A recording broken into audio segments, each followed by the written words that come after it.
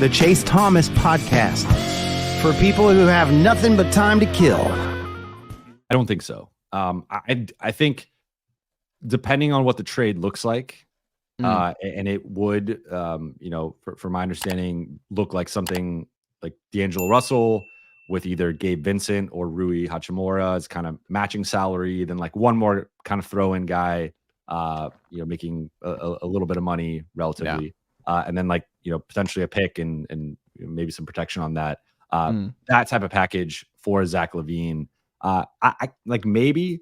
You could talk me into a Zach LaVine, Austin Reeves backcourt, but I think the problem is, like, on one hand, Zach, I think would help with some of the offensive issues they've had. Like they have had some inconsistency there. He's someone who can get downhill, put pressure on the rim. He's super athletic. He's a really good 3-point shooter, even though he hasn't shot the ball well this season. But it's I look at the defense, and it's like you are potentially creating an even bigger problem on that end of the floor by trading for him, or I think at a minimum, kind of taking a sideways or like a sidestep with like him versus D'Lo. I guess he's a better defender slightly, but like I don't think there's a big gap there, either way. So I think he maybe raises your ceiling as just being a better, third option and just better offensive, talent overall. It's kind of more of a talent play. Yeah. But if you're giving up a guy like Rui, who's a key part of your playoff run, I think he's an improvement over D'Lo. But then you look at what else you're potentially giving up, and I don't know if it's worth it. So that's why I actually reported today.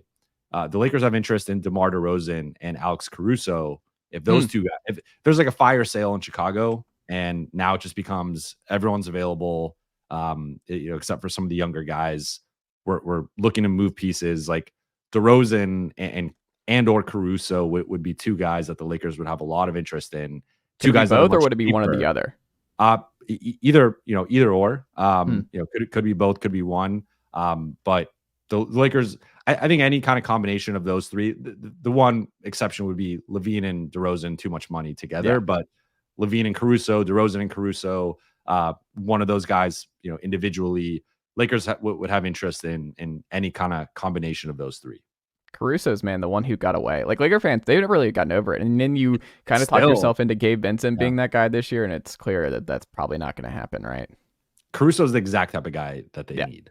Like, athletic, elite perimeter defender, can put pressure on the rim, within certain contexts, and just that role player that every championship team needs. And obviously, they saw that firsthand in 2020.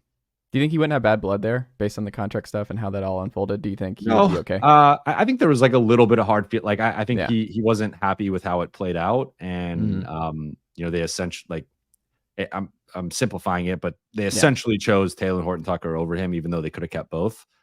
So I think there was a little bit of hard feelings, but I know he loves Laker fans. He had a good time playing for the organization and won a title, and I'm sure he'd love to be back if it played out that way. Changing gears a little bit, bigger believer, Jovan, because both are on hot starts, both are not the best in the conference. Like, we look at I think it's just going to be really hard to take down the Celtics in the East, and it's going to be really hard to take down the Nuggets in the West, if they're both healthy. But that number 2 spot, it seems like the Sixers and the Wolves have jumped out to some really strong starts. I think they're both going to win 50 plus games, it looks like.